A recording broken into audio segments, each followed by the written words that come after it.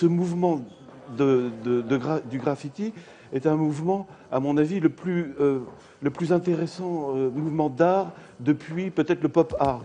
61 ans et toujours pape de l'art de rue. Blake bombe les murs parisiens dès 1981. Il devient Blake le Rat 2 ans plus tard. L'ancien étudiant des Beaux-Arts n'aime pas le mot graffiti. Il préfère peinture et pochoir. 1991, il est condamné à une forte amende pour dégradation. L'occasion de passer du mur à la toile.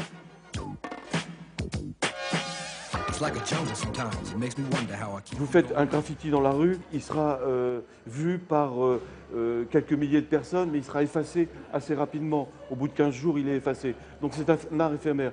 Moi, je pense qu'il faut garder en mémoire absolument tout ce qui se passe dans la rue. Et que le seul moyen de le garder, c'est de le mettre sur des toiles ou sur d'autres supports. Précurseur du style urbain, Blake le Rat s'est aujourd'hui imposé dans les musées. Ici, une vingtaine de toiles sont présentées. Au niveau street art, il est tellement important que les prix vont multiplier par 3 ou 4 dans les 5 prochaines années. C'est le grand-père du street art. Il a influencé tellement d'artistes, de Banksy à Shepard Fairey. Son travail est une source d'inspiration énorme. Et la rue lui rend bien son succès. Dormir dans la rue, attendre dans la rue pour finir spectateur de la rue.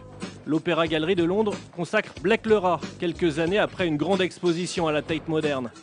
Et après 30 ans à jouer avec ses bombes de peinture, l'artiste s'accorde parfois le droit de prendre le stylo.